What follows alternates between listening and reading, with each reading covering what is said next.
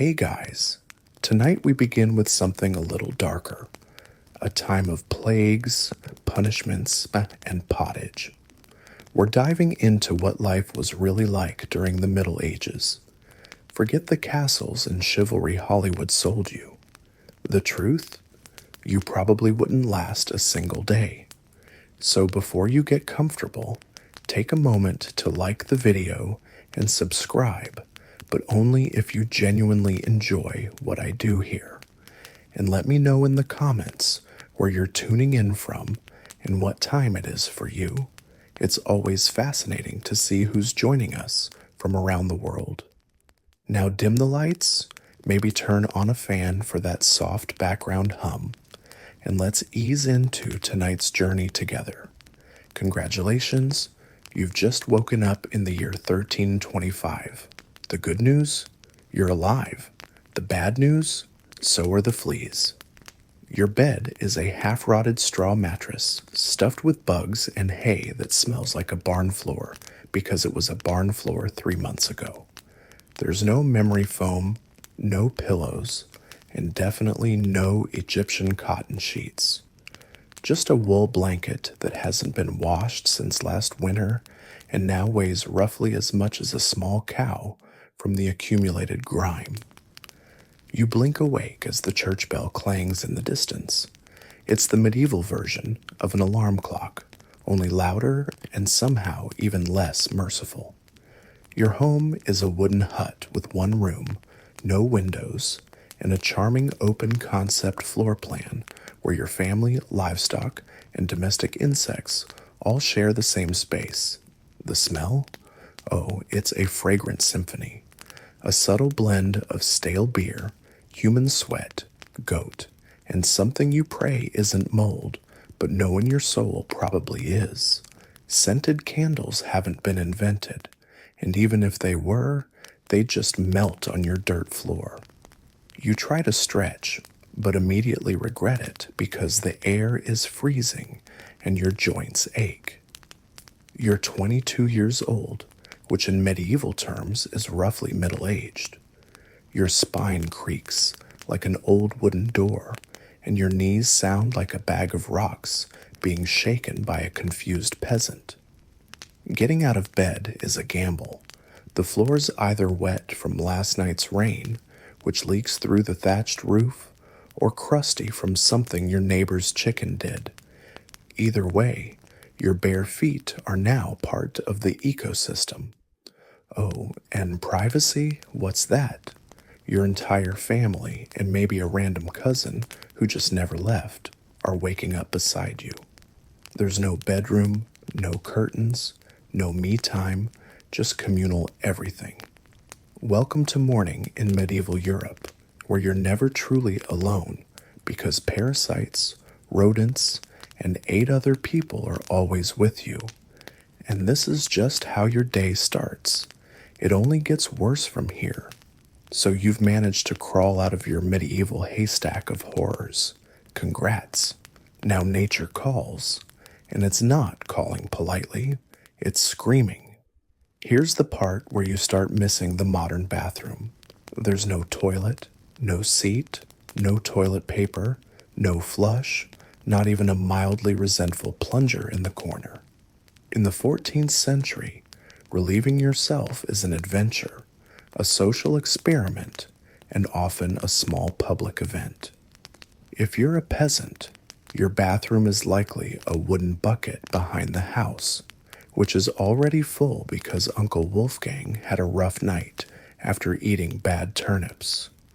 The smell is biblical. You hold your breath, do your business, and then here's the kicker. Toss it into the street. Yes, the street. You're supposed to shout something like Gardyloo before dumping it out the window. Although, frankly, no one ever moves fast enough. Streets in medieval towns are open sewers, a charming river of human waste, animal droppings, and mystery liquids you'd rather not examine. If you're lucky enough to live in a town with public latrines, congratulations. You get to sit shoulder to shoulder with strangers in an outhouse where privacy is a myth and ventilation is a cruel joke. You might make small talk, but try not to breathe too deeply. Toilet paper? Never heard of it. Most people wipe with straw, leaves, rags, moss, or if they're feeling especially indulgent, a scrap of wool. Sometimes nothing at all, which might explain why handshakes weren't popular yet. And if you're in a castle, surely it's better, right? Well, sort of. You might have a garderobe, a hole in the wall that drops your waist directly into the moat. Great idea, except that your enemies know this. And yes, attackers sometimes climbed in through the waist chute. Talk about entering through the back door. So whether you're a farmer or a baron, medieval toileting is a humiliation ritual. It's cold, it's public, it's dangerous, and it's never not disgusting. One slip on a wet stone path, and you're face first in humanity's leftovers. And you still haven't brushed your teeth, but we'll get to that next. You survived the toilet. You deserve a reward, right? Maybe a nice breakfast. Something warm, delicious, comforting. Sorry. This is medieval Europe. Nothing is comforting here. Breakfast, if you can call it that, is a grim affair. There are no eggs, Benedict.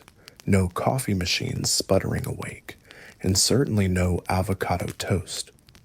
You sit down or squat near the fire to a wooden bowl of something that looks like it was scraped off a muddy boot. Welcome to your daily rations of pottage.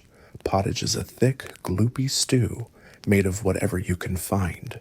Grains, root vegetables, maybe a few beans if you're lucky. It's been simmering in the same pot for days, sometimes weeks, and new ingredients are just dumped on top of the old ones. It's less of a recipe and more of an ongoing edible experiment. On the side, a hunk of bread so hard it could deflect arrows. It's made from coarse rye or barley flour, often bulked up with sawdust, ground up acorns, or other creative ingredients, because wheat is a rich man's fantasy. This loaf is not your friend. You don't slice it, you negotiate with it. What about drinks? You're not sipping orange juice or an oat milk latte. You're drinking beer. Yes, beer. At 6 in the morning. Why? Because the water is teeming with parasites and filth. So you start your day with weak ale, low alcohol, high survivability. Kids drink it too. No one's happy about it, but at least it won't kill you immediately. Want some meat or cheese? Dream on. That's for Sundays and saints' feast days, and only if your Lord is feeling generous. Most peasants don't eat meat more than a few times a year. As for fresh fruit, only when it's in season and not already fermented into wine, and don't even think about spices unless you're royalty. A pinch of pepper costs more than your monthly wages. Salt is valuable enough to be locked away, so you chew your gritty bread, gulp your medieval beer, and try not to think about the rat that may have nibbled your porridge in the night. Breakfast doesn't energize you. It just happens to you. Calm history to fall asleep to Gigacues. You wouldn't survive. One day in the 1300s, Part 2. Now that we've covered the basics of waking up in medieval squalor, let's talk about what comes next. Because if you thought your morning routine was rough, wait until you meet your medieval neighbors. And I use the term neighbors loosely, because in the 14th century, personal space was about as rare as a hot shower. Your fellow peasants weren't just people you waved to occasionally. They were your lifeline, your entertainment system, and unfortunately, often your biggest headache. Medieval villages were tight-knit communities where everyone knew everyone else's business, mostly because privacy was a luxury no one could afford.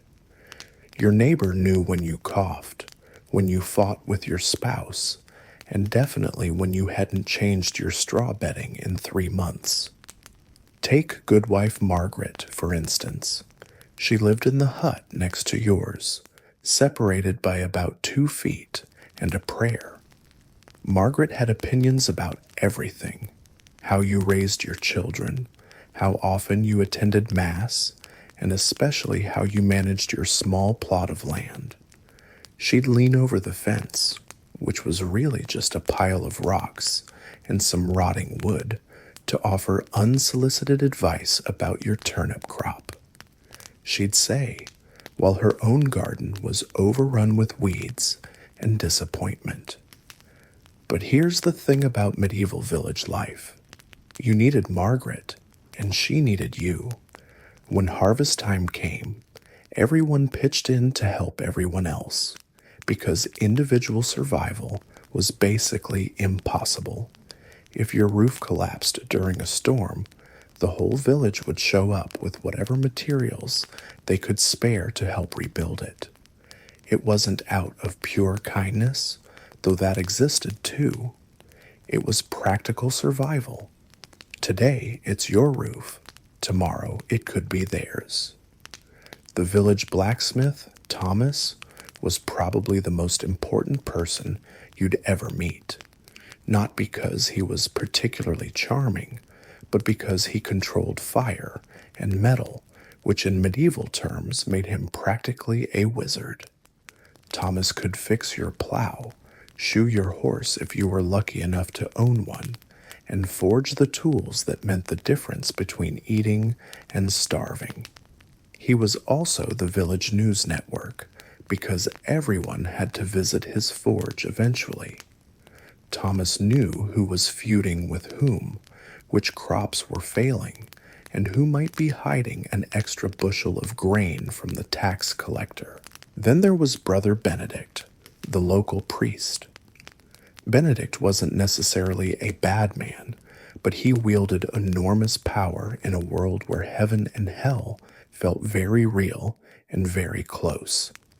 He could bless your marriage, baptize your children, and provide the last rites when someone was dying. But he could also make your life miserable if he decided you weren't pious enough. Miss Mass too often, prepare for a very public lecture about your spiritual failings. Question church doctrine? Well, let's just say that was a good way to find yourself in serious trouble with authorities you really didn't want to mess with. The village lord, Sir Geoffrey, was a distant but looming presence. He lived in a manor house that seemed impossibly grand compared to your mud hut, though by modern standards it was probably drafty, uncomfortable, and not much cleaner than your own home. Sir Geoffrey owned the land you worked, and technically he owned you too. You were bound to his estate, unable to leave without permission. He collected taxes in the form of grain, livestock, and labor. When he needed his fields plowed or his manor repaired, guess who got volunteered for the job? But village life wasn't all doom and gloom. There was Agnes the healer, who knew which herbs could ease a fever and which ones could help a difficult childbirth. Her knowledge was passed down through generations of women, a mixture of genuine medicinal wisdom and hopeful superstition.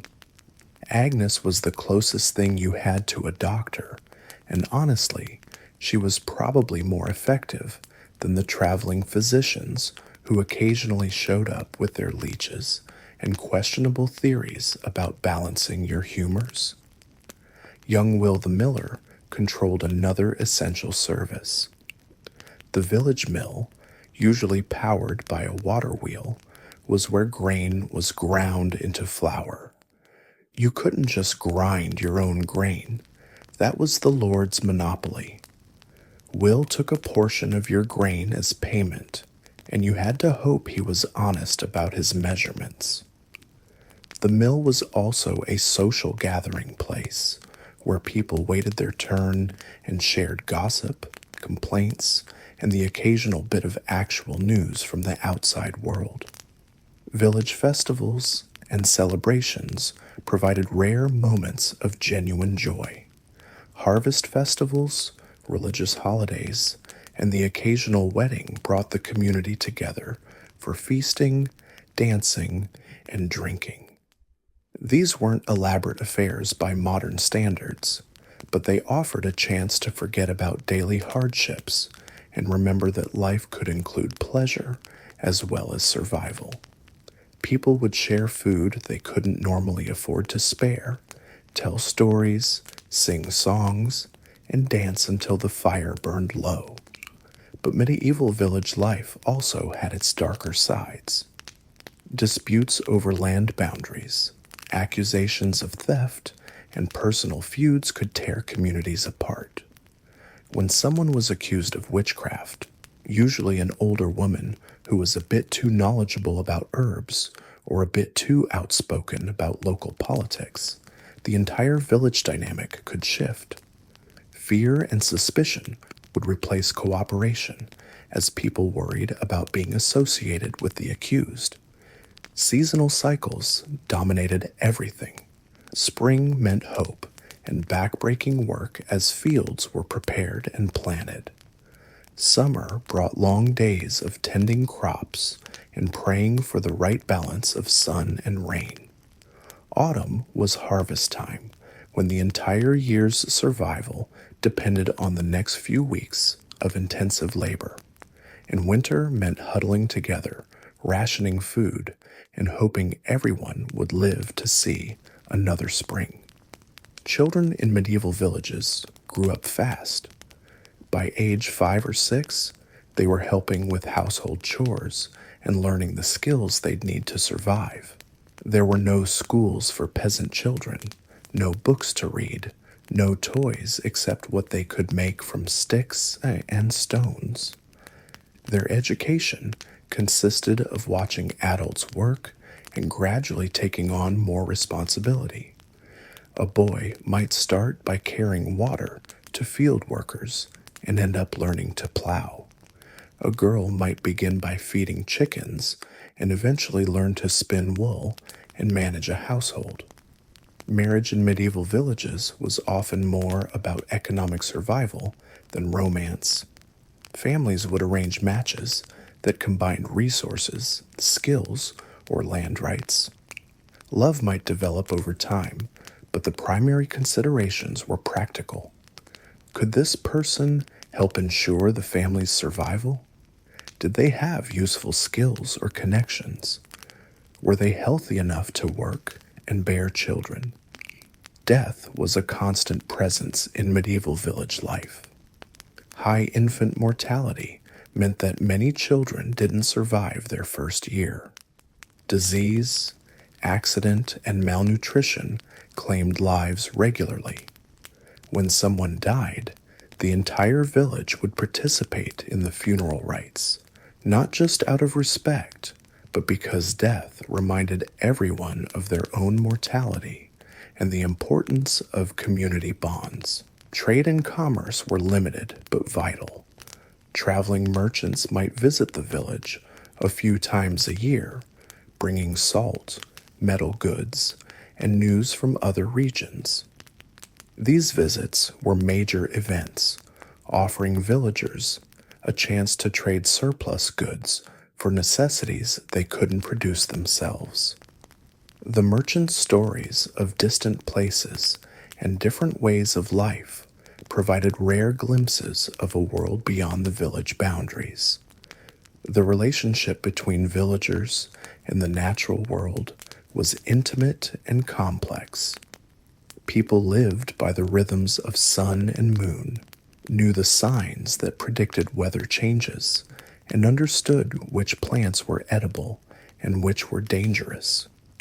This knowledge was essential for survival, but it also meant that natural disasters, crop failures, and animal diseases could devastate entire communities. Legal disputes were usually settled by the lord or his representatives, But village communities also had their own informal systems of justice. Public shaming, social ostracism, and community pressure were powerful tools for maintaining order. Someone who repeatedly cheated their neighbors or shirked their communal responsibilities might find themselves isolated and struggling to survive.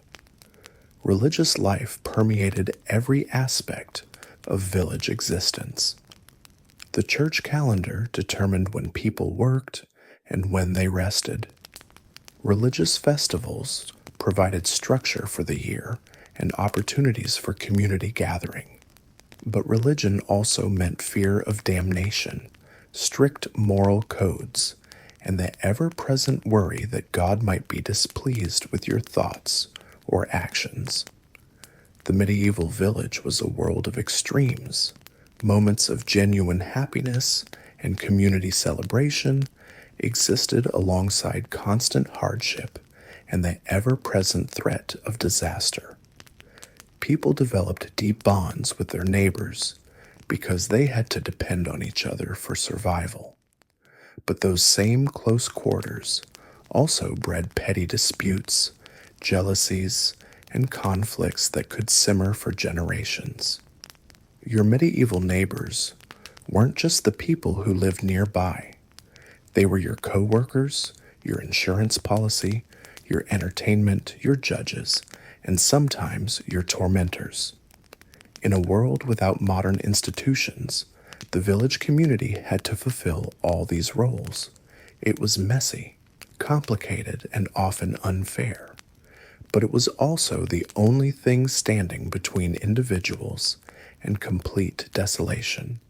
So as you sit in your medieval hut, listening to Margaret complain about your turnips, while Thomas's hammer rings out from the forge and Brother Benedict's voice drifts over from evening prayers, remember this. These people might drive you crazy, but they're also the reason you're still alive. In medieval times, community wasn't a choice. It was survival. Now that you've survived the morning hygiene horrors and choked down your breakfast of despair, it's time to meet your neighbors. And when I say neighbors, I mean the people who will literally determine whether you live or die this winter. Because in medieval Europe, privacy is a luxury that doesn't exist, and your survival depends entirely on a web of relationships more complex than a soap opera and twice as dramatic. Let's start with Margaret, the village gossip, who lives 3 huts down. Margaret knows everything about everyone, and I mean everything. She knows when Thomas the blacksmith's wife last washed her hair, which was approximately never. She knows that Brother Benedict has been sneaking extra portions of bread, and she definitely knows about the mysterious rash that's been spreading through the village like wildfire. Margaret isn't just nosy for entertainment, though. In a world without newspapers, television, or social media, she's basically your only source of vital information. When she tells you that Sir Geoffrey's soldiers are in a bad mood, you listen. When she warns you that the baker's been mixing sawdust into the flour again, you take note. Margaret's gossip network is your early warning system for everything from plague outbreaks to tax collectors. Then there's Thomas the blacksmith, and this man is basically the medieval equivalent of tech support. When your plow breaks, you don't call customer service. You drag yourself to Thomas, hat in hand, praying he's in a good mood and willing to fix your tools before planting season ends. Thomas has the only forge in miles, which makes him simultaneously the most important and most insufferable person in the village. He knows everyone needs him, and he's not shy about reminding you. Your relationship with Thomas isn't just neighborly, it's existential. Without functioning tools, You can't work the fields. Without working the fields, you can't eat. Without eating, well, you get the picture. So you butter up Thomas with whatever you can spare.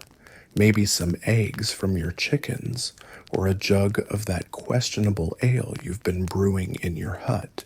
Now let's talk about Brother Benedict, the local priest who's supposed to be your spiritual guide, but mostly just makes you feel guilty about everything. Benedict controls more than just your eternal soul. He controls your calendar, your marriage prospects, your children's education, such as it is, and pretty much every major decision in your life. Want to get married? Benedict needs to approve it. Want to name your baby? Better check with Benedict first. Feeling sick and wondering if it's God's punishment for that impure thought you had last Tuesday? Benedict's got opinions about that too. The man holds the keys to both heaven and the village grain stores, because the church isn't just a religious institution, it's also the local bank, courthouse, and social services department all rolled into one. But here's where it gets really interesting. Your relationship with Benedict isn't just about religion. It's about politics, economics, and survival. The church owns vast amounts of land, controls trade routes, and has connections that stretch all the way to Rome. If Benedict likes you, doors open. If he doesn't, well, enjoy eating turnips for the rest of your short, miserable life. You need to attend Mass, not just because your immortal soul depends on it, but because that's where village business gets conducted. It's where you learn about new taxes, upcoming festivals, changes in the law, and who's been accused of witchcraft this week. Speaking of power, let's discuss Sir Geoffrey, your local lord, who technically owns you, your family, your land, your livestock, and probably your soul too, though he might be willing to negotiate on that last point. Geoffrey lives in the big stone castle on the hill, the one that looms over the village like a constant reminder of exactly how powerless you are. You rarely see Geoffrey up close, but his presence affects every aspect of your daily life. He decides what crops you can plant, where you can travel, who you can marry, and how much of your harvest you get to keep. Spoiler alert, it's not much. Geoffrey's relationship with you isn't personal, it's transactional. You provide labor, crops, military service when needed, and absolute obedience. In return, he provides protection from raiders, bandits, and other lords who might want to conquer your village and make your life even worse, which is honestly hard to imagine. But here's the thing about medieval protection. It's more like a medieval protection racket. Geoffrey protects you from threats, including threats that he himself might pose if you don't keep up your end of the bargain. Your interactions with Geoffrey are carefully choreographed rituals of submission. When he rides through the village, so you bow. When his tax collectors come knocking, you pay, even if it means your family goes hungry. When he calls for men to join his army, you go, even if it means leaving your crops to rot in the fields. This isn't just feudalism, it's survival through systematic humiliation. But village life isn't all doom and gloom. There's also Eleanor the Wise Woman, who serves as the closest thing you have to a doctor, therapist, and pharmaceutical company all in one. Eleanor knows which herbs can cure a headache, which mushrooms will kill you, and which potions might help with that embarrassing problem you've been having. She's also the village matchmaker, midwife, and keeper of ancient knowledge that the church would probably consider heretical if they knew about it. Your relationship with Eleanor is complicated because officially she doesn't exist. The church frowns on folk medicine, considering it dangerously close to witchcraft. But unofficially, everyone, including Brother Benedict, turns to Eleanor when they're desperate. She delivers babies, treats broken bones, and provides remedies for everything from lovesickness to livestock diseases. Eleanor operates in the shadows, trading her knowledge for food, protection, and silence. Then there are your actual neighbors, the families who live close enough to hear you arguing with your spouse about whose turn it is to empty the chamber pot. These people aren't just neighbors, they're your survival network. When your roof starts leaking, they help you fix it. When you run out of grain in late winter, they share what little they have. When raiders threaten the village, you stand together with whatever weapons you can cobble together. But this mutual dependence comes with a price. Privacy is non-existent. Everyone knows when you're fighting with your husband, when your children are sick, when you've been drinking too much ale, and when you haven't bathed in months, which is always. Your neighbors judge every decision you make, from what you plant in your garden to how you discipline your children. They gossip about your family's failures and celebrate your rare successes, usually while also calculating how those successes might benefit them. The social dynamics of village life operate on a complex system of favors, debts, and obligations that would make a modern accountant weep. You help your neighbor harvest his wheat, knowing that he'll help you repair your fence next spring. You lend your ox to the widow down the road, understanding that her late husband's brother owes your cousin a debt that might come in handy someday. Every interaction is both social and economic. Every friendship is also a business relationship. And let's not forget about the children, who aren't just the future of the village, but also its current labor force.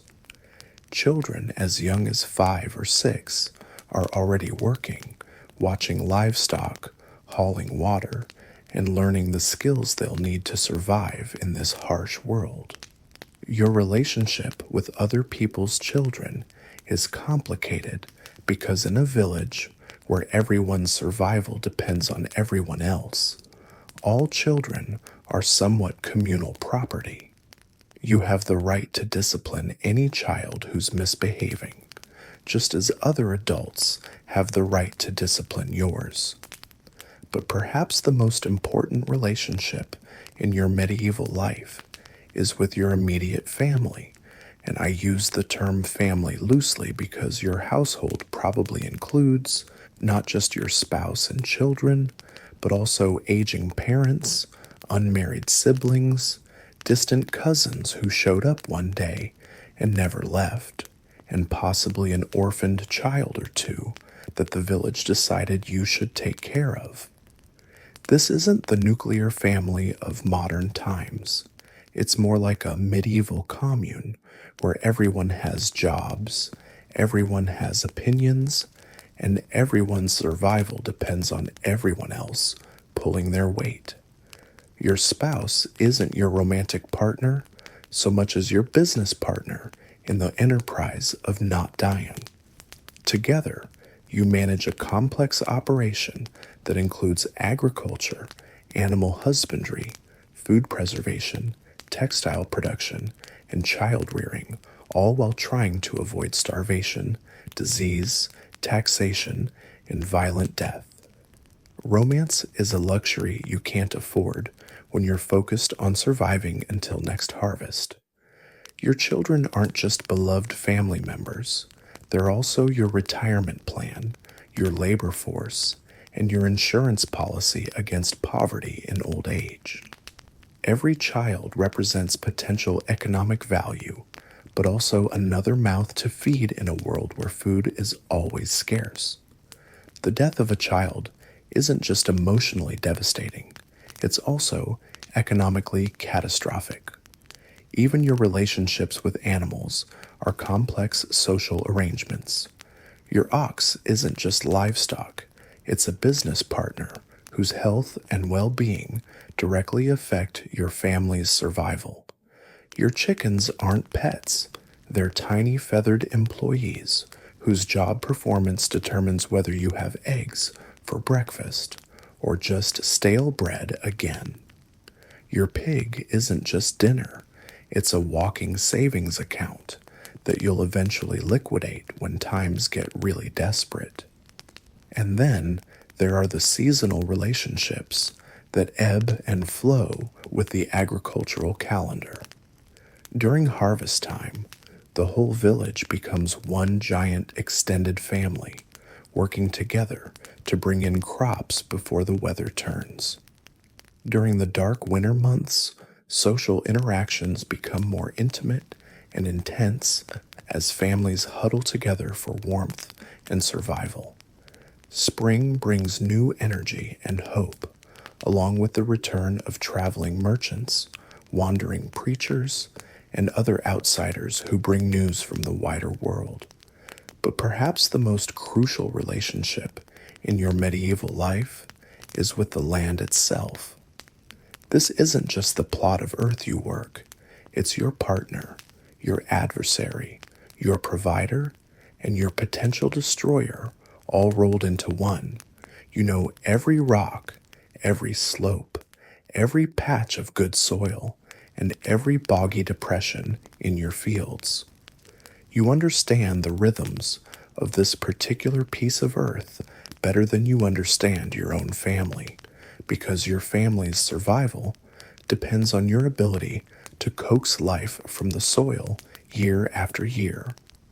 The land has moods and personalities that you've learned to read like a book. You know which fields flood in heavy rains, which slopes catch the morning sun, which areas are too rocky for crops but perfect for grazing. This knowledge isn't academic, it's survival intelligence passed down through generations of your family who worked this same earth and learned its secrets through bitter experience. Your relationship with the land is also your relationship with the weather, the seasons, and the unpredictable forces of nature that can make the difference between feast and famine. You watch the sky constantly, reading clouds like other people read books. You know the signs that predict rain, drought, early frost, or late spring. This knowledge is literally life and death information in a world where a bad harvest means starvation. In this intricate web of relationships, trust is both essential and dangerous. You have to trust your neighbors to help you when you need it, but you also know that desperate people do desperate things. You have to trust the weather to cooperate with your planting schedule, but you also know that nature is fundamentally unreliable. You have to trust in God's mercy and the church's guidance, but you also know that faith doesn't always prevent disaster. The reality is that medieval village life is like being part of a complex organism where every person, every animal, every plot of land, and every social institution is interconnected in ways that determine whether the organism thrives or dies. You're not an individual pursuing your own dreams and ambitions. You're a cell in a larger body that must function as a unit to survive the constant threats of disease, starvation, violence, and social upheaval. And somehow, despite all the hardship, conflict, and uncertainty, this system works. Not well, not comfortably, not fairly, but it works well enough to keep humanity going through some of the darkest centuries in European history. These relationships, built on necessity rather than choice, create a social fabric strong enough to withstand plagues, wars, famines, and the collapse of empires. So the next time you feel frustrated with your neighbors, your family, or your community, remember that your medieval ancestors built their entire world around the radical idea that survival requires cooperation, even when cooperation is difficult, messy, and sometimes heartbreaking. In the Middle Ages, when the sun set and darkness swallowed the world, survival became a different kind of battle. You've already endured a day of back-breaking labor, spoiled food, and the constant threat of disease. But now comes perhaps the greatest test of all, making it through the night without freezing to death. As evening approaches, the temperature begins its merciless descent. Your home, if you can call it that, offers little protection against the cold. The walls are thin wood and mud, full of gaps that invite every icy breeze inside.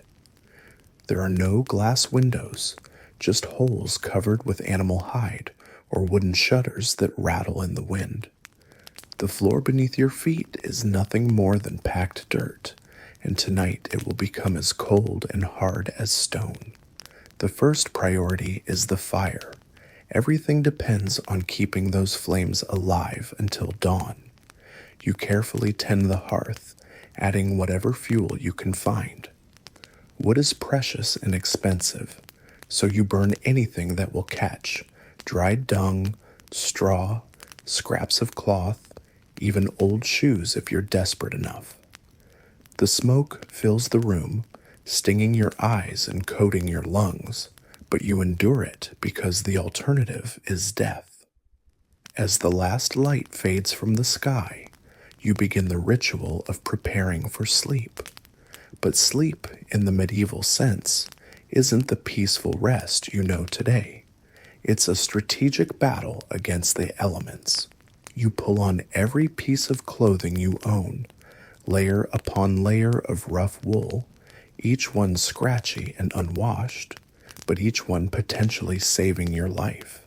Your hands and feet, the most vulnerable to frostbite, get wrapped in whatever rags you can spare. The bed awaits, though calling it a bed is generous. It's a wooden frame stuffed with straw or hay that crackles and shifts with every movement. The straw is old, probably moldy, and definitely home to countless insects. But it provides a crucial barrier between you and the frozen ground. You pile on whatever blankets you have, wool coverings that smell of smoke, sweat, and animals, but hold precious warmth. Here's where medieval survival becomes a group effort. Privacy is a luxury you cannot afford. Your entire family crowds into the warmest corner of the house, as close to the fire as possible without risking burns. Bodies press together, sharing heat like human furnaces. Children squeeze between parents, grandparents huddle under the outer layers, and even cousins and neighbors might join the pile.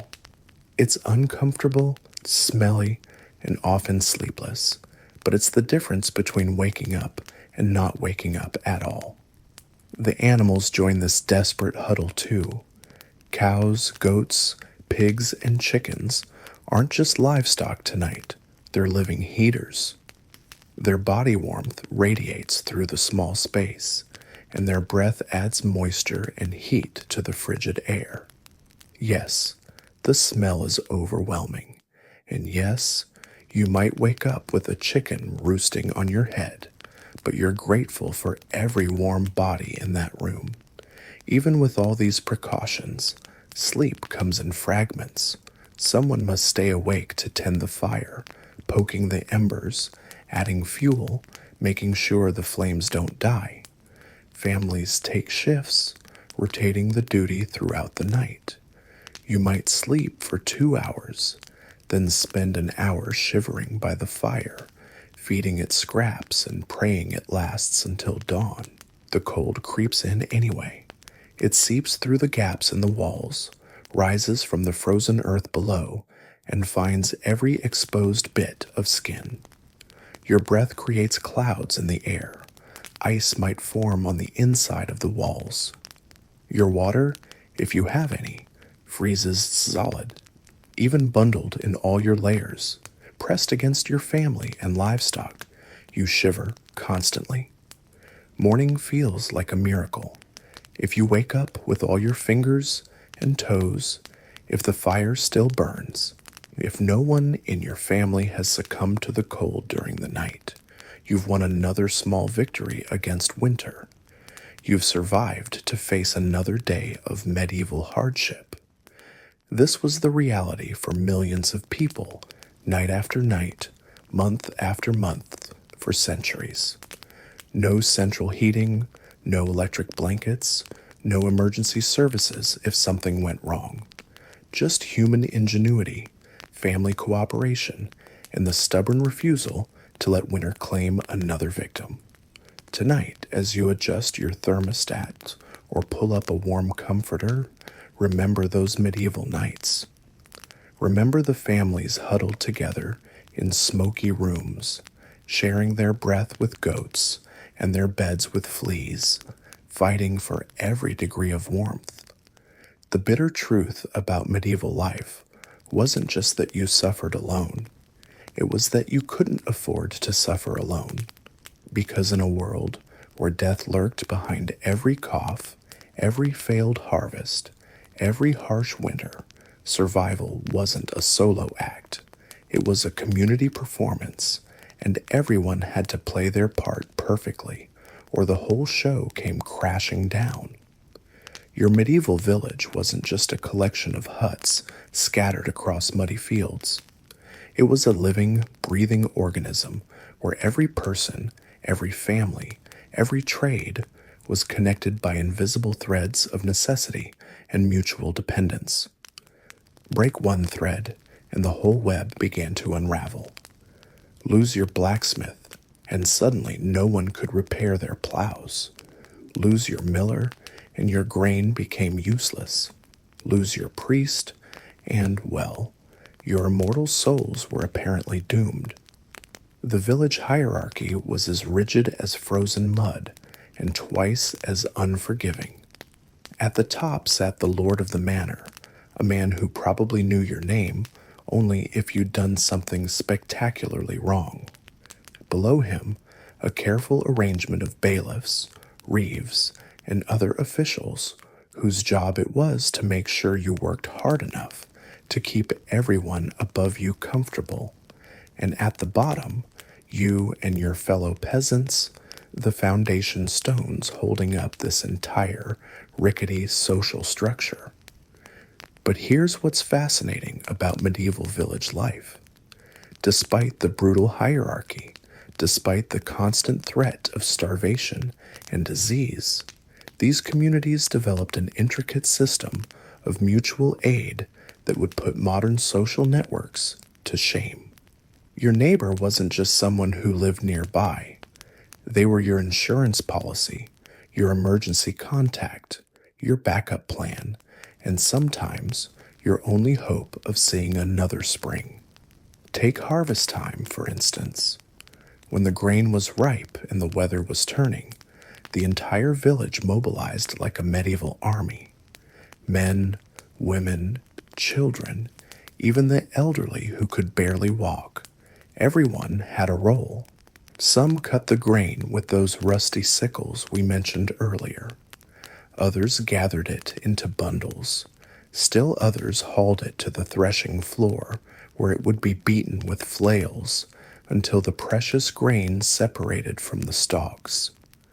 This wasn't optional community service. This was survival. Because if the harvest failed, if the grain rotted in the fields, because there weren't enough hands to bring it in, everyone starved together.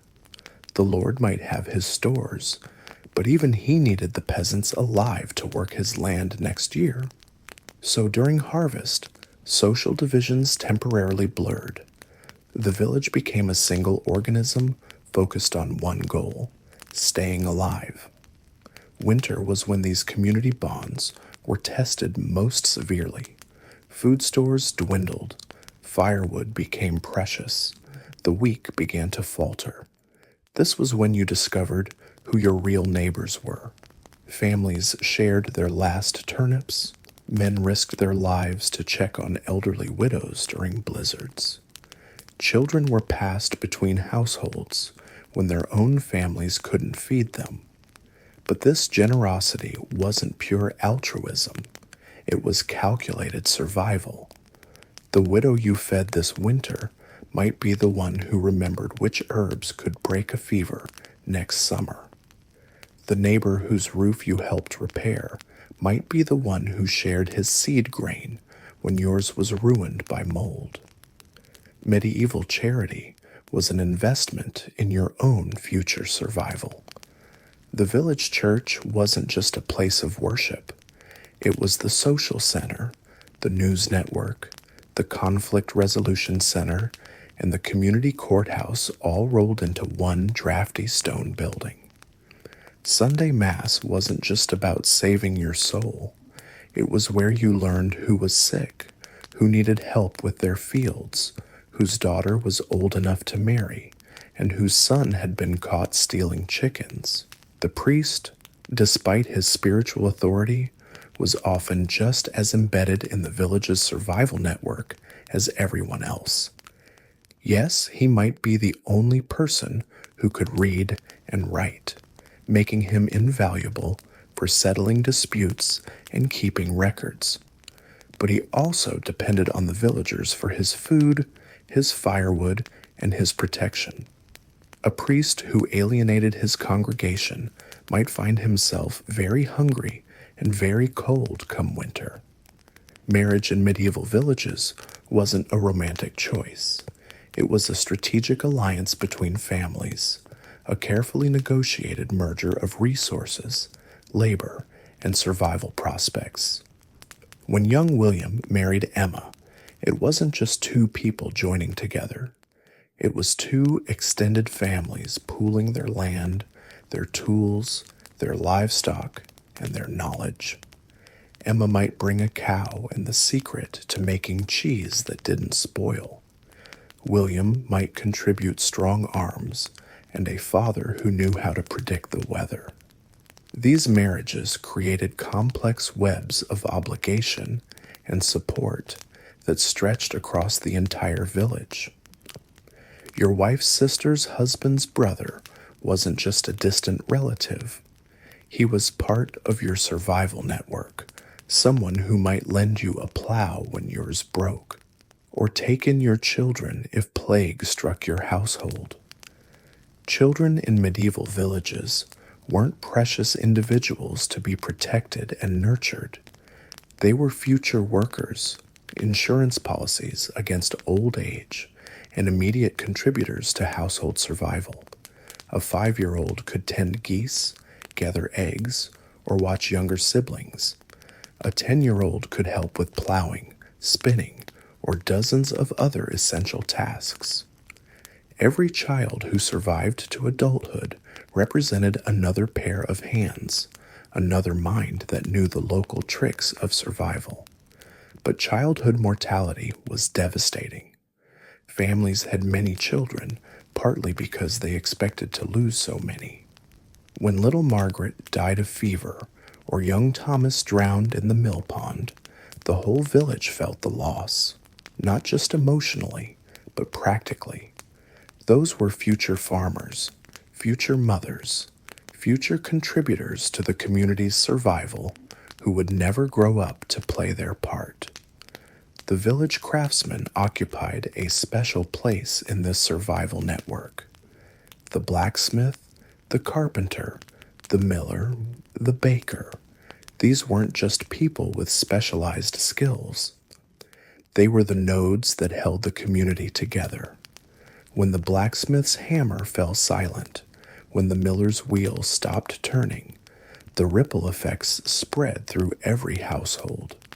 These craftsmen often worked on credit and barter rather than cash.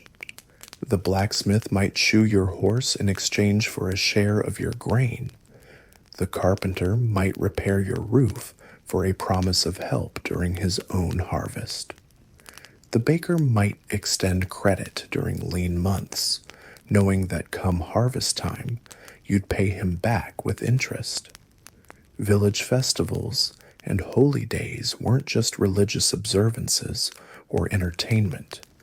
They were pressure valves that released the constant tension of survival, opportunities for the community to reaffirm its bonds, and practical occasions for courtship, trade, and information exchange. When the village gathered to celebrate the feast of St. Michael or to dance around the maypole, young people sized up potential marriage partners, families negotiated trades and alliances, and everyone got a brief respite from the grinding daily struggle to stay alive. But even these celebrations were carefully managed. Food was precious, so feast days meant everyone contributed something. Beer was shared, but drunkenness that led to fights or accidents could be deadly. Music and dancing were encouraged, but only within limits that maintained social order. Fun was a luxury that had to be rationed like everything else. Justice in medieval villages was also a community affair. When someone stole bread or damaged another family's crops, it wasn't just a matter between the victim and the perpetrator. The whole village had a stake in maintaining order and trust. If people couldn't rely on their neighbors to respect property and agreements, the entire survival network collapsed. Village courts were often informal affairs where the community collectively decided guilt and punishment. Public shame was a powerful tool. Having to stand in the stocks while your neighbors jeered wasn't just humiliating. It was a clear signal that you had violated the social contract that kept everyone alive. More serious crimes might result in banishment, which was often a death sentence. A person cast out from their village community lost access to the network of mutual aid, shared knowledge, and collective protection that made survival possible. To be alone in the medieval world was to be as good as dead. Disease presented the ultimate test of community bonds. When plague struck, when fever swept through households, when mysterious illnesses began dropping people like flies, the village faced an impossible choice: help the sick and risk spreading the contagion, or abandon them and preserve the healthy. Different communities made different choices, and those choices revealed the true character of their social bonds. Some villages heroically cared for their sick, sharing what little medicine they had, nursing the afflicted, and accepting the risk. Others quickly isolated or expelled the diseased, prioritizing the survival of the many over the few. Both strategies had their own brutal logic, and both left scars on the communities that employed them. The village memory was another crucial survival tool. Old people weren't just respected for their wisdom. They were living libraries of crucial information. Grandmother Agnes remembered the last time the crops failed this badly and how the village survived. Ancient Thomas knew which years the wolves came down from the hills and how to protect the livestock.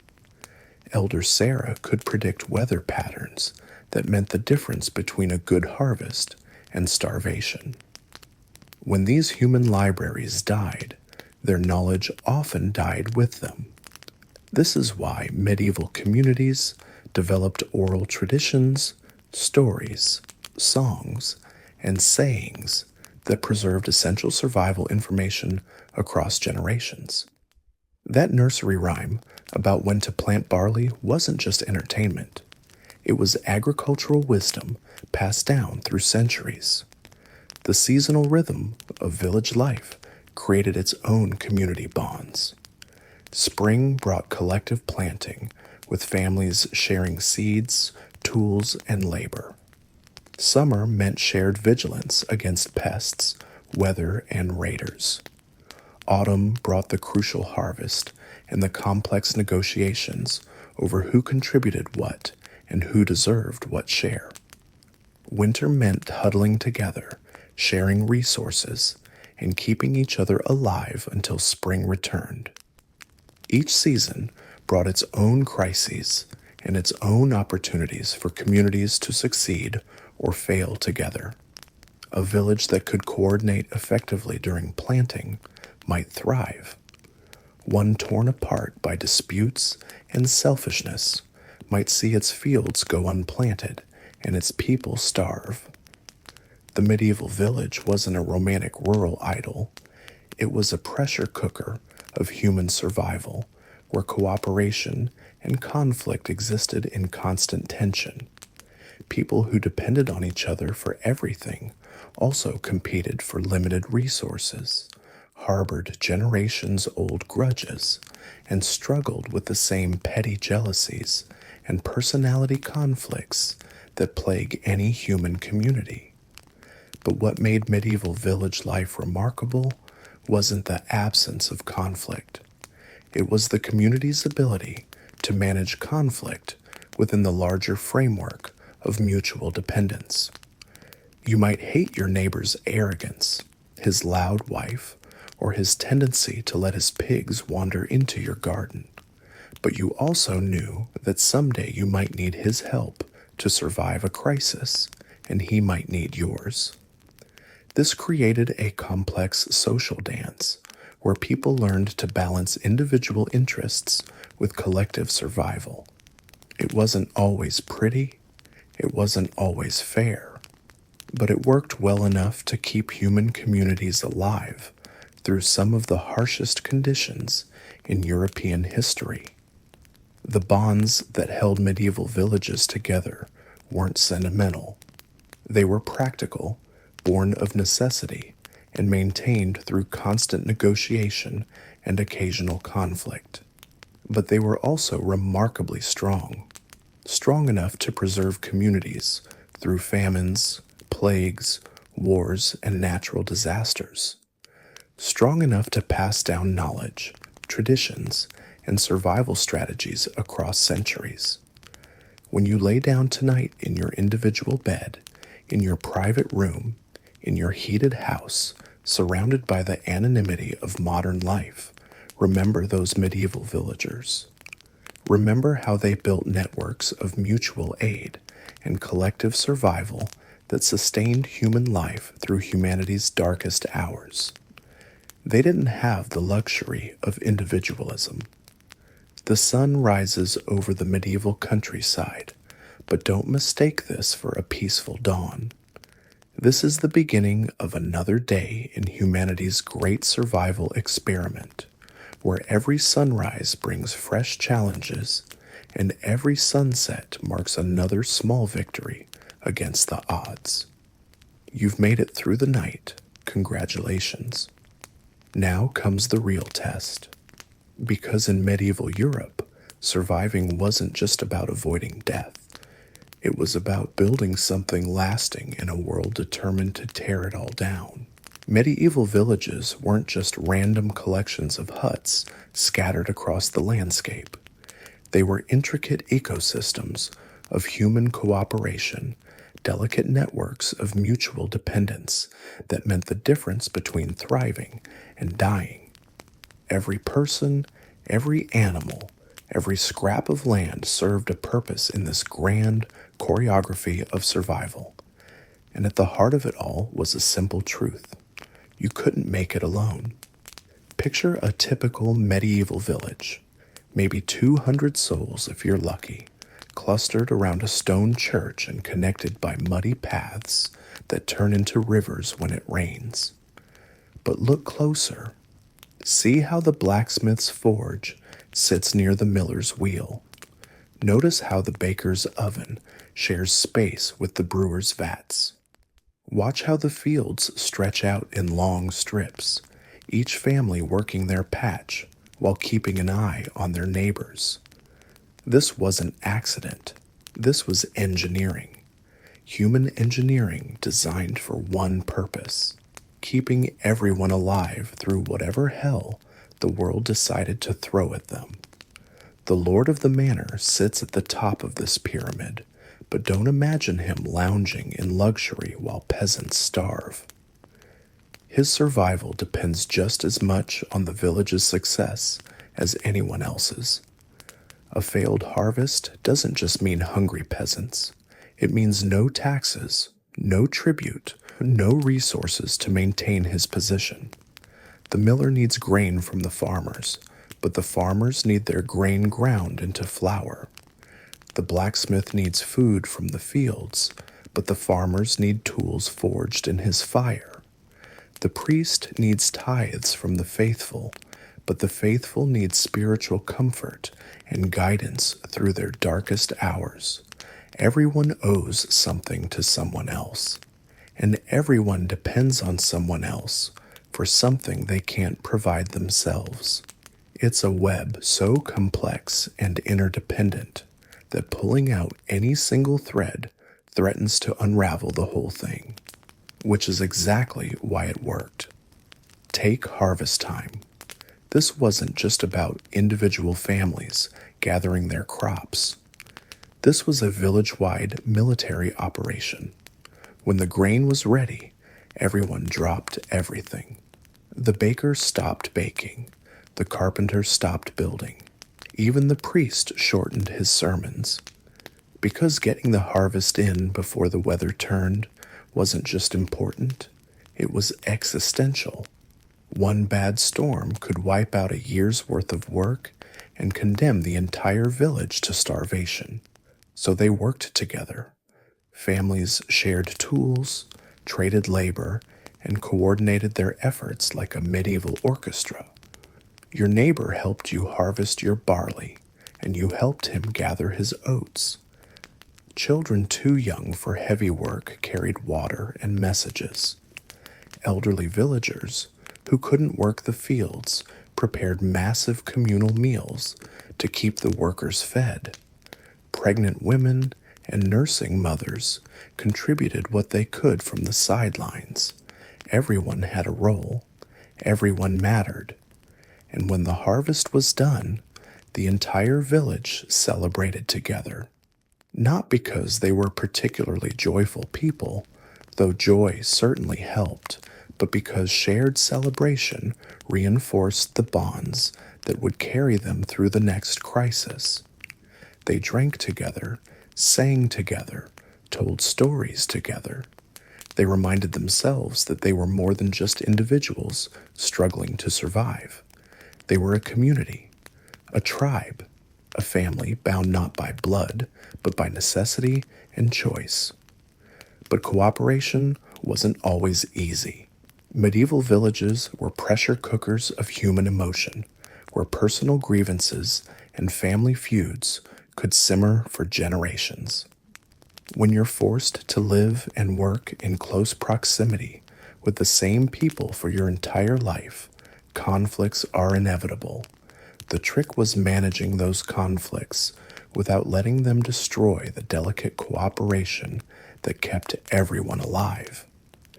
Village courts handled disputes with a mixture of legal tradition and practical wisdom.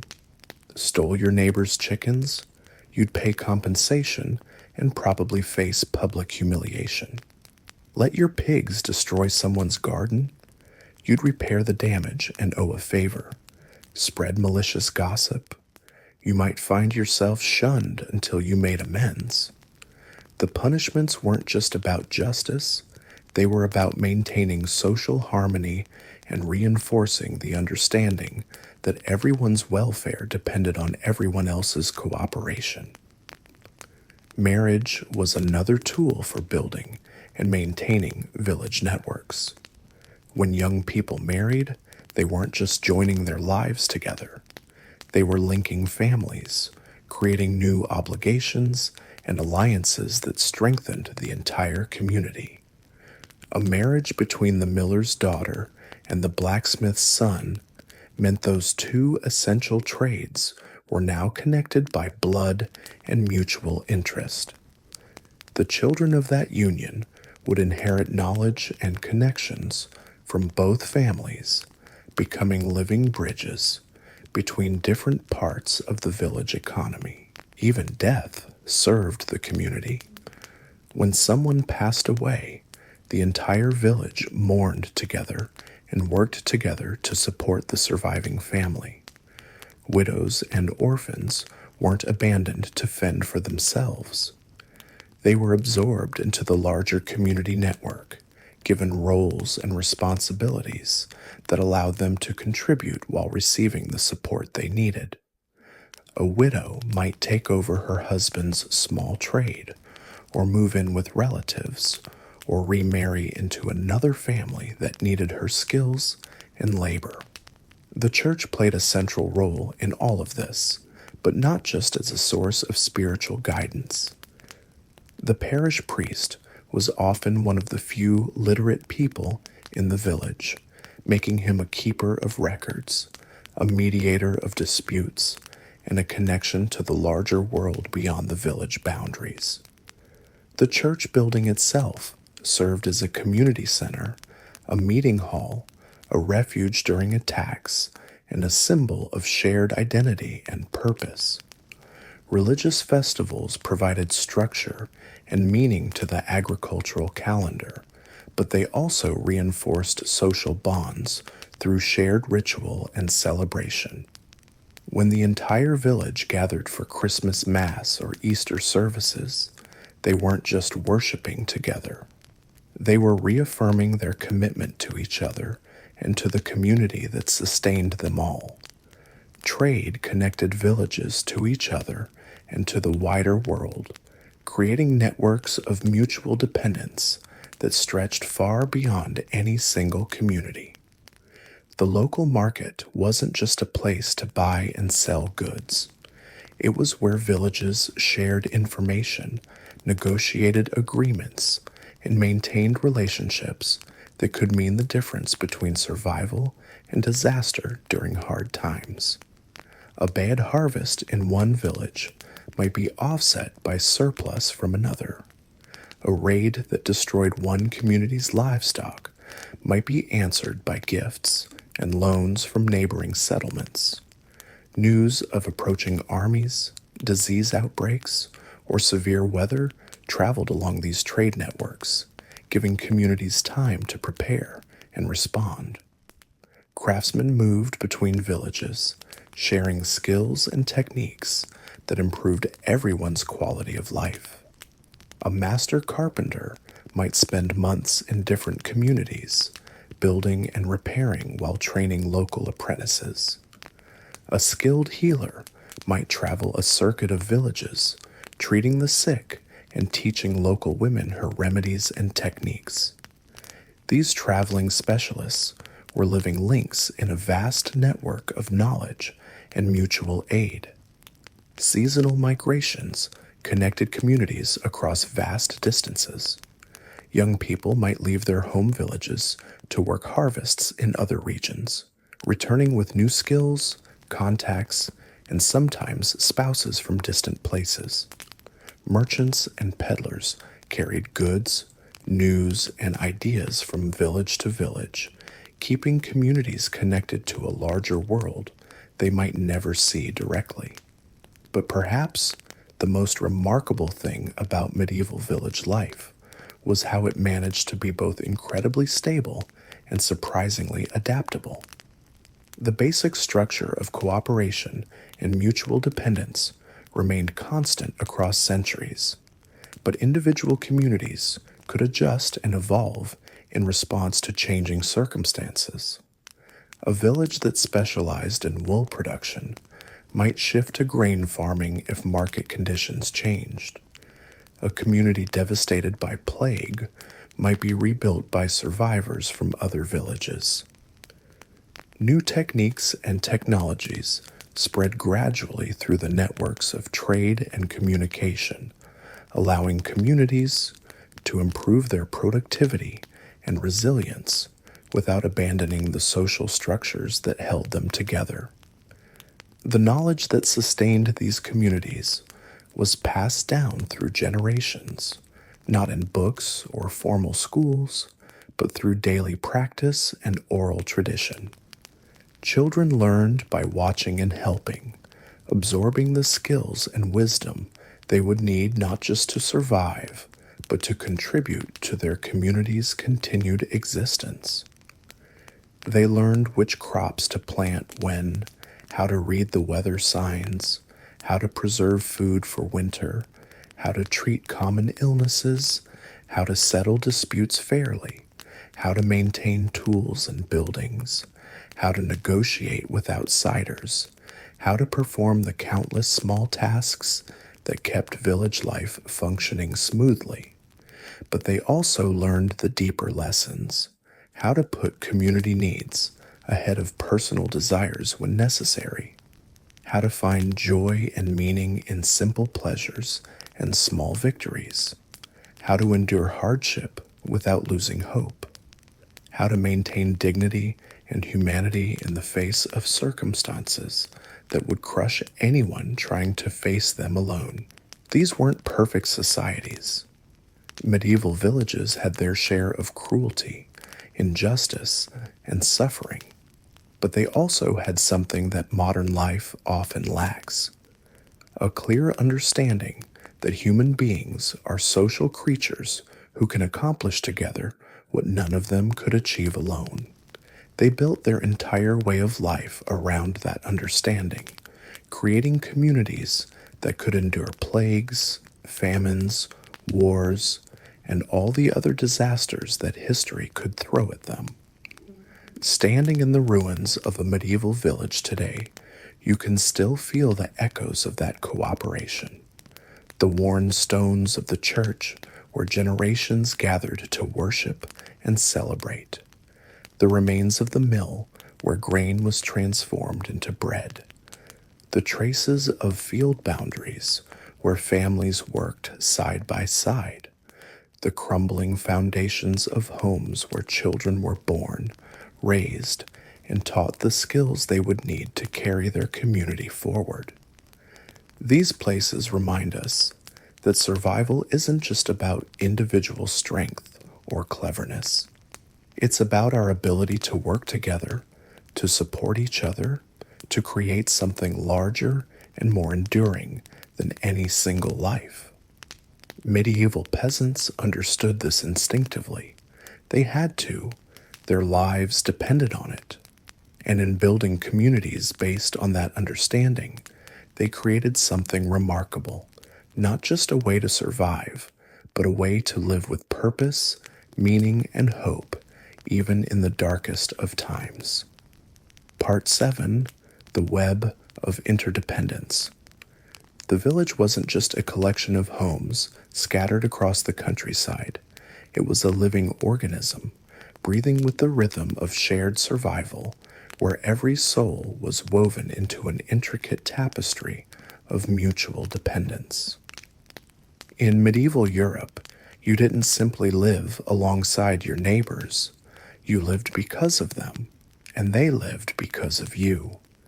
Picture this web of connection spreading outward from your humble dwelling like ripples on a pond. Your immediate neighbors weren't just the people who happened to live nearby. They were your lifeline, your insurance policy, your extended family bound not by blood, but by the simple, brutal mathematics of survival. When your roof leaked in the driving rain, it was neighbor Willem who appeared with thatch and strong hands. When Willem's cow fell sick, you shared your meager grain to keep his family fed. This wasn't charity. It was survival economics at its most fundamental level. The bonds went deeper than mere convenience. Marriages weren't romantic affairs planned in heaven, but strategic alliances negotiated on earth. When young Mary wed Thomas from the next village over, she wasn't just gaining a husband, she was forging a bridge between communities, creating kinship networks that could be called upon in times of famine, plague, or raid. Her children would inherit not just their parents' meager possessions, but a web of relationships spanning leagues of countryside. The craftsmen formed their own crucial nodes in this network. The blacksmith wasn't simply someone who hammered metal. He was the keeper of tools, the mender of plowshares, the creator of horseshoes that kept the Lord's cavalry mobile.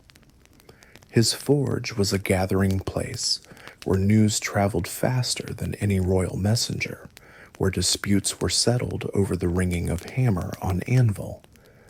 The miller controlled the precious grinding stones that turned grain into flour, making him both essential and deeply mistrusted, for who among the peasants hadn't suspected him of keeping a bit too much grain for himself? The baker, the carpenter, the cobbler, each represented a specialized skill that no single family could master alone. You might know how to mend a simple tear in your tunic, but when winter came and your shoes wore through, you needed the cobbler's expertise. He, in turn, needed your grain, your eggs, your labor during harvest time. It was a delicate dance of reciprocity where everyone owed everyone else, and everyone was owed by everyone else. Above this network of equals loomed the more complex relationships with those who held power. The village priest wasn't just a spiritual guide. He was often the only literate person for miles around, the keeper of records, the mediator of disputes, the bridge between the earthly concerns of peasant life and the cosmic mysteries of salvation. He read the letters that came from distant relatives, recorded births and deaths, and served as the village's memory, keeping track of who owed what to whom. The lord of the manor cast his shadow over everything, yet even his power depended on the web of relationships below him. He needed the peasants' labor to work his lands, their military service to defend his holdings, their surplus crops to feed his household and guests.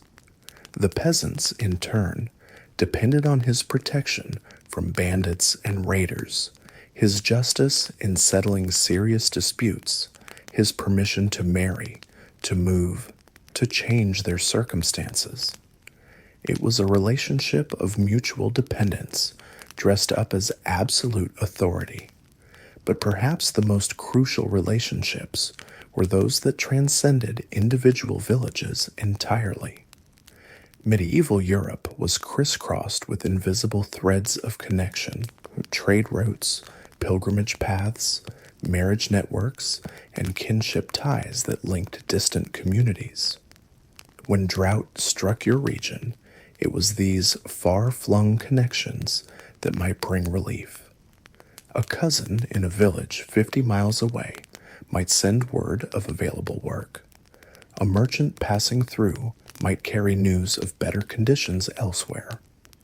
The seasonal rhythms of agricultural life meant that cooperation had to be precisely timed and carefully coordinated. Harvest time transformed the entire community into a single, coordinated organism. Everyone, from the smallest child old enough to carry a sickle to the most aged grandmother who could still tie sheaves, had a role to play. Neighbors pooled their labor, working each field in turn, because no single family could bring in their crop alone before it spoiled in the field. Planting, too, required coordination. Seeds were precious, and the knowledge of when and how to plant them was accumulated wisdom passed down through generations. The village elders weren't just respected for their age. They were living libraries of agricultural knowledge, keepers of the seasonal secrets that meant the difference between a successful harvest and starvation. Even seemingly individual tasks were embedded in networks of mutual support. When a woman gave birth, it wasn't a private family affair, but a community event. Neighboring women attended as midwives, bringing their knowledge and experience. They stayed to help with cooking, cleaning, and caring for other children. The new mother wasn't just recovering from childbirth. She was being inducted deeper into the network of women who supported each other through the dangerous passage of bringing new life into the world. The care of children, too, was a shared responsibility. While parents had primary authority over their offspring, the entire village had a stake in their upbringing. Children learned not just from their parents, but from every adult they encountered. The blacksmith taught boys about metalwork. The weaver showed girls the secrets of spinning. The priest instructed them in letters and numbers. Every child was, in a sense, raised by the entire community because every child represented the community's future. Death, when it came, was also a communal affair. The washing and preparation of bodies, the digging of graves, the sharing of food at wakes, these weren't just rituals, but practical necessities that required many hands and shared resources. More importantly, death created gaps in the web of relationships that had to be quickly rewoven. Widows needed protection and support, so orphaned children needed new homes. Vacant land needed new tenants. The community's survival depended on its ability to quickly repair these tears in the social fabric. Knowledge itself was a form of currency in this network of relationships. The woman who knew which herbs could ease a difficult birth, the man who could predict weather patterns by reading the sky, the elder who remembered how the community had survived the Great Famine 30 years before. These people held value beyond their physical labor. They were repositories of wisdom that belonged not just to them, but to the entire community. Religious life, too, was woven into this web of mutual dependence. The village church wasn't just a place of worship, but a center of community life. Religious festivals brought people together, not just to honor God, but to reinforce social bonds, to celebrate successful harvests, to mark the passage of seasons. The shared rituals of religious life, baptisms, marriages, funerals, were moments when the entire community reaffirmed its commitment to supporting each other. Even conflict was embedded in this network of relationships. Disputes between neighbors couldn't simply be ignored. They had to be resolved because everyone's survival depended on maintaining cooperation. The mechanisms for settling conflicts, whether through the Lord's court, the priest's mediation, or community pressure, weren't just about justice, but about preserving the delicate balance of relationships that kept the community functioning. The physical landscape itself reflected these networks of connection. Paths worn by countless feet connected not just buildings, but families, trades, and communities.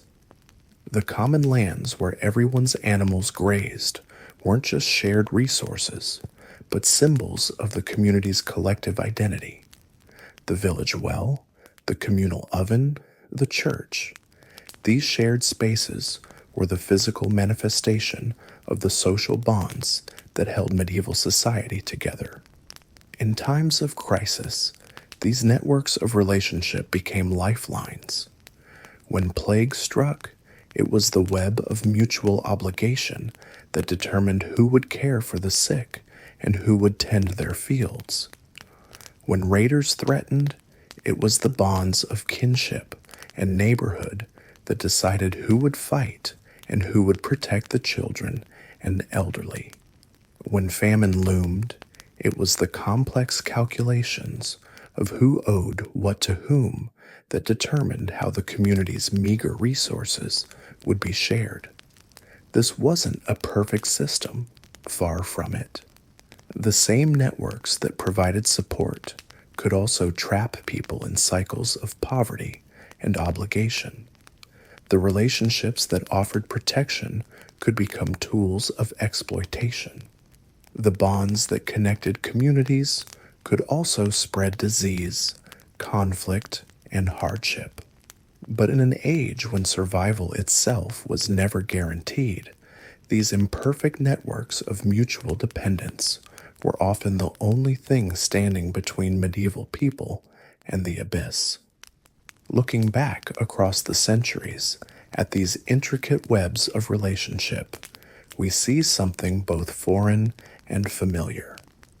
The specific forms of interdependence may have changed, but the fundamental human need for connection, support, and community remains constant.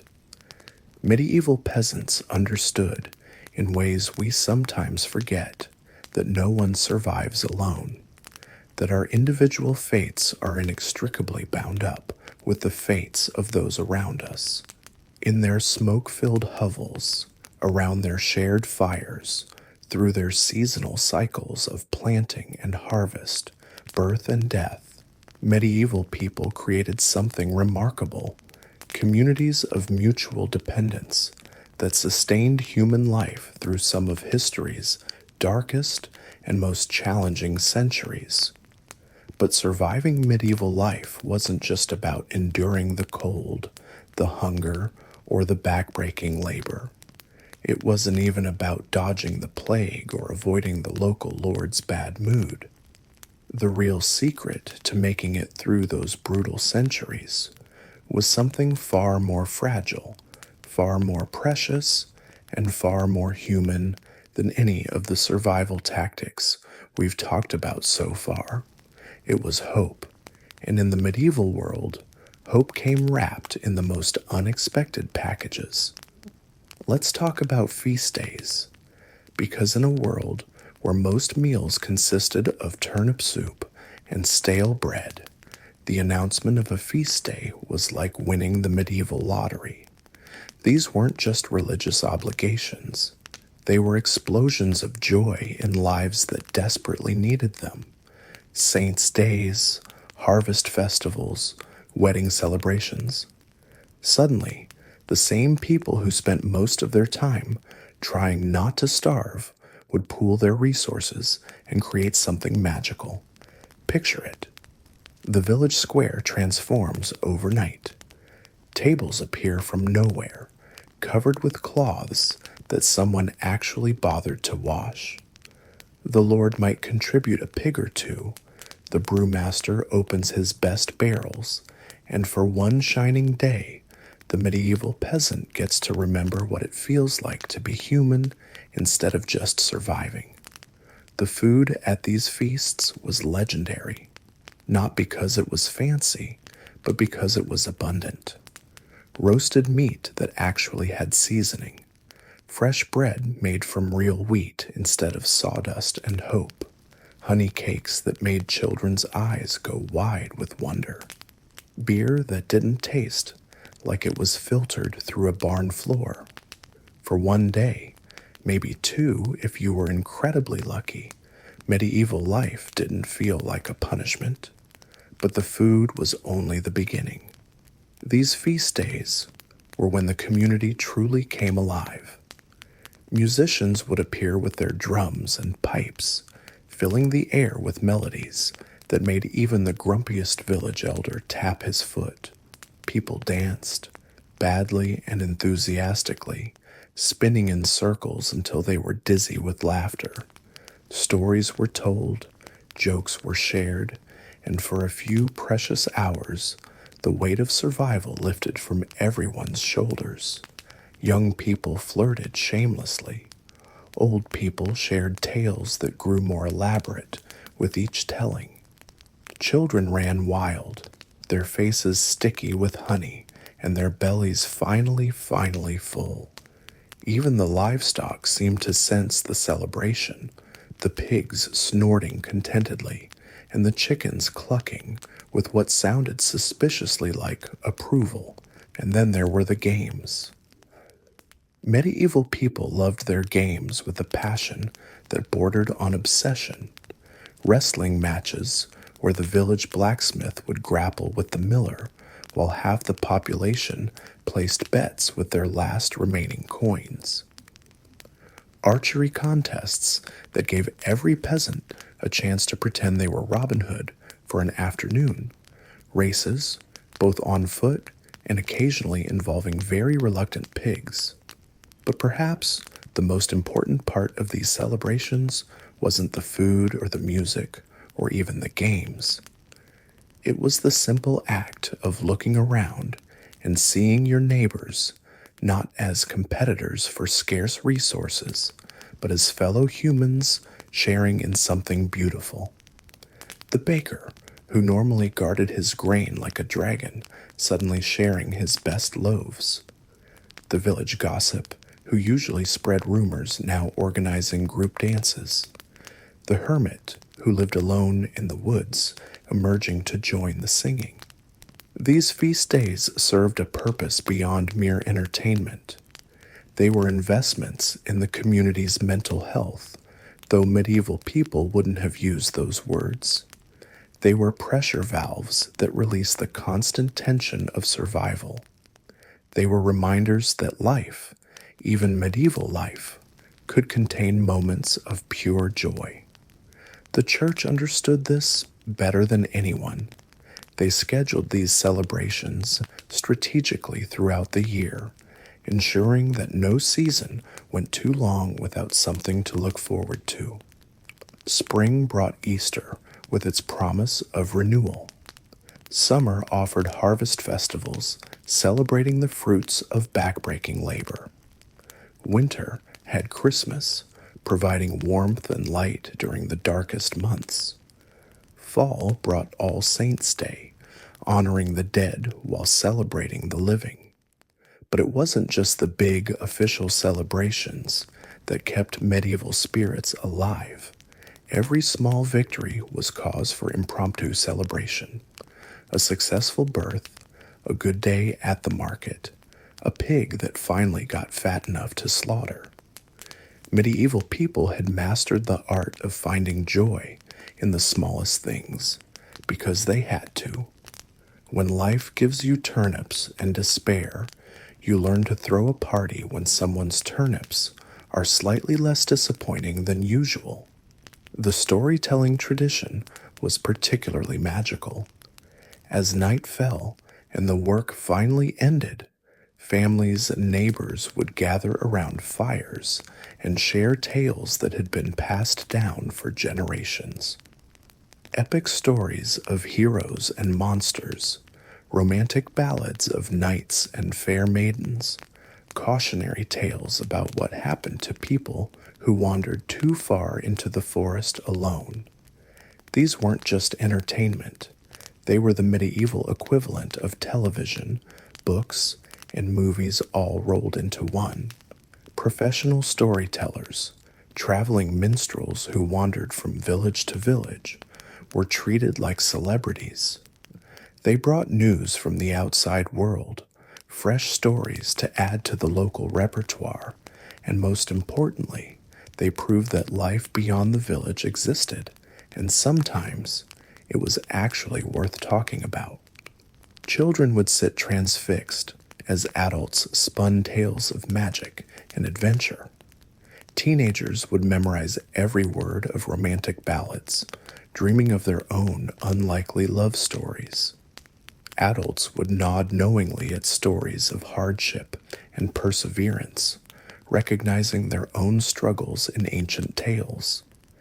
And in a world without books for most people, these stories served another crucial function. They preserved history, culture, and wisdom. Practical knowledge about farming, healing, and survival was woven into entertaining narratives. Moral lessons were disguised as thrilling adventures. Cultural identity was maintained through tales that connected each village to something larger than itself. But perhaps most importantly, these stories gave medieval people heroes.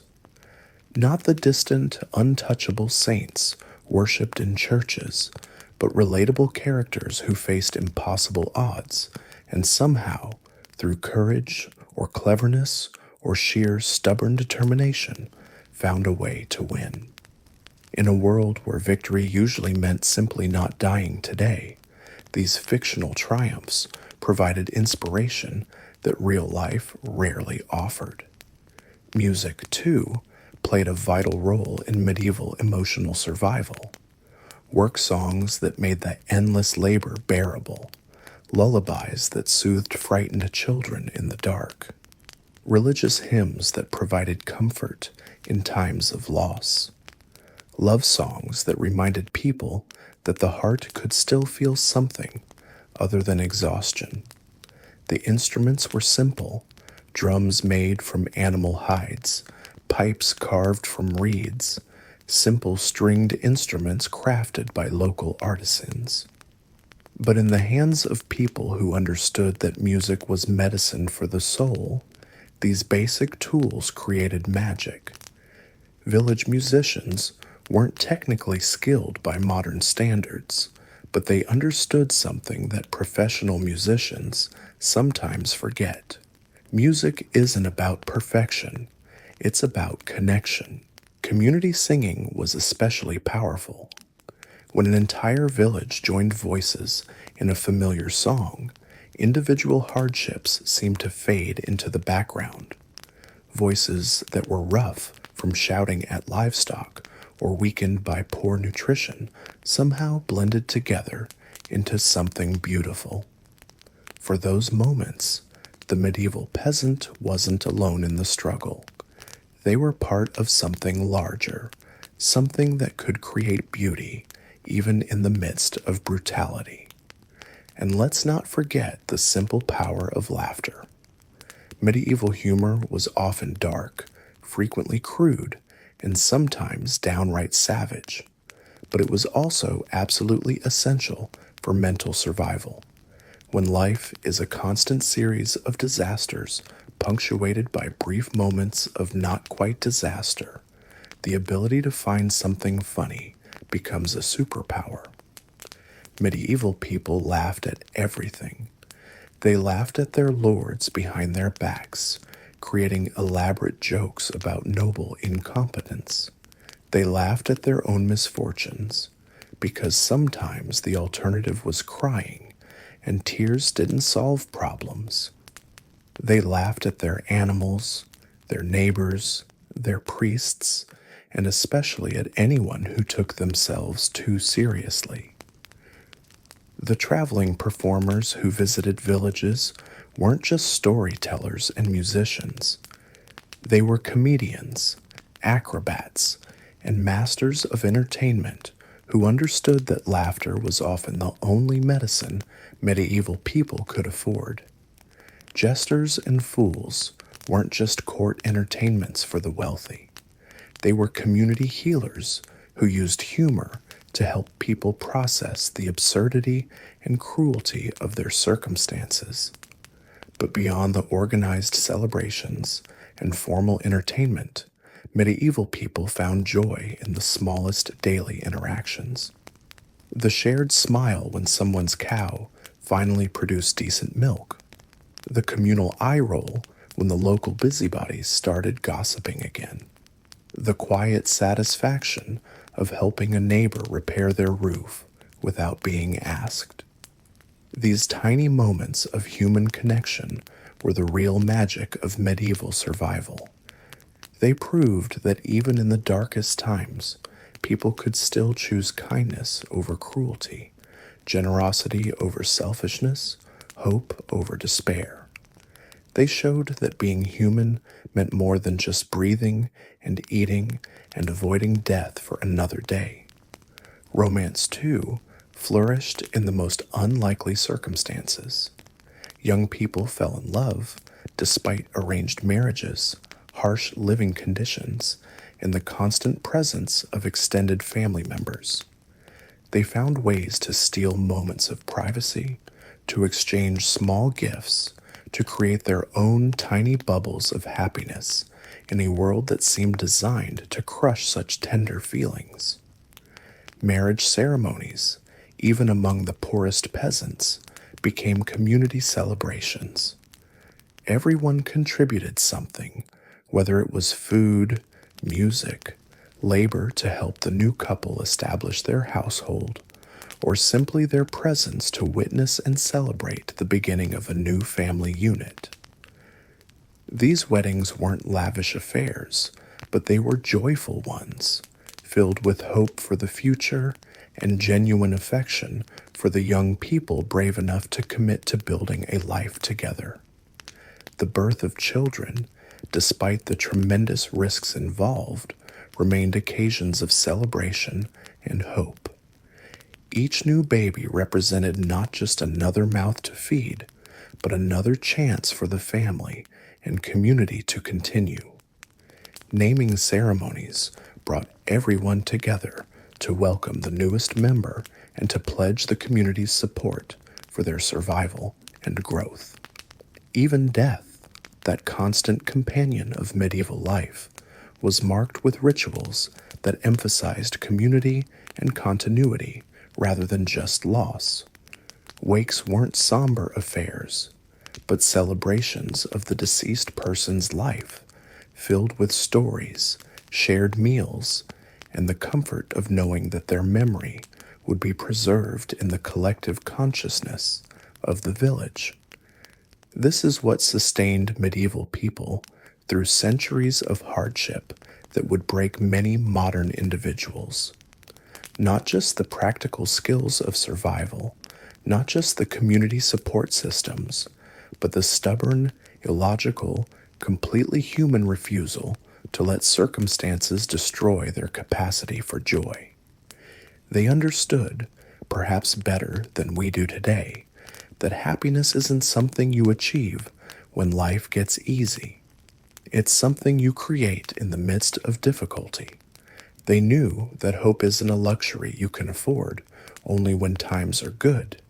It's a necessity you must cultivate, especially when times are bad.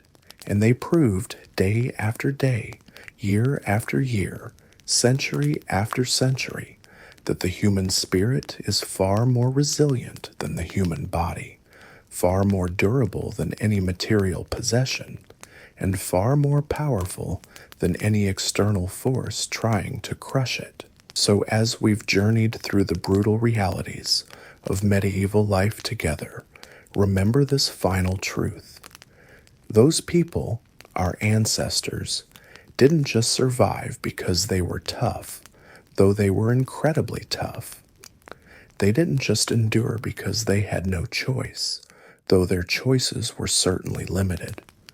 They thrived in their own way because they understood something we sometimes forget in our modern comfort, that being human means finding light in darkness, creating beauty from ugliness, and choosing hope even when logic suggests despair. The summer of 1348 brought more than just warmth to the villages scattered across medieval Europe. It brought death on a scale that defied comprehension. The Black Death had arrived, and with it came a test of human endurance that would reveal both the darkest depths and most luminous heights of the medieval spirit. In the cramped, filthy quarters where peasant families huddled together, the plague struck like divine judgment. One day, young Willem was helping his father repair their leaking roof. The next, he was burning with fever, black swellings erupting under his arms like grotesque flowers of doom. His mother, Margot, had seen this before in neighboring villages. She knew what was coming. But here, in the face of almost certain death, something remarkable happened. Instead of fleeing in terror, the community drew closer.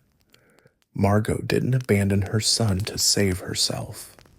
She held vigil by his bedside, cooling his fever with precious water, singing the old songs their grandmother had taught her. When Willem's younger sister began showing symptoms, neighbors who had lost their own children arrived at their door, not with condemnation, but with soup. Brother Thomas, the local priest, could have barricaded himself in the church, declaring the plague God's wrath upon sinners. Instead, he moved from house to house, offering last rites to the dying and comfort to the living. He buried the dead when their own families had perished, his hands raw from digging graves in the hard summer earth. When his own fever began, he continued his rounds until he literally collapsed at the altar. The merchant Heinrich had lost his entire family in the first wave. By all rights, he should have taken his remaining goods and fled to distant lands. Instead, he opened his storehouse to the village, distributing grain and preserved meat to families who could no longer work their fields. As autumn approached and the plague's grip began to loosen, the survivors found themselves changed. They had witnessed horrors that would scar them forever: mass graves, children orphaned overnight, the collapse of everything they had once considered permanent. Yet they had also discovered something profound about the human capacity for compassion. The traditional hierarchies had crumbled. Lord and peasant had died side by side, their bodies indistinguishable in the common graves. But from this leveling came a new understanding. The survivors worked together to bring in what remained of the harvest.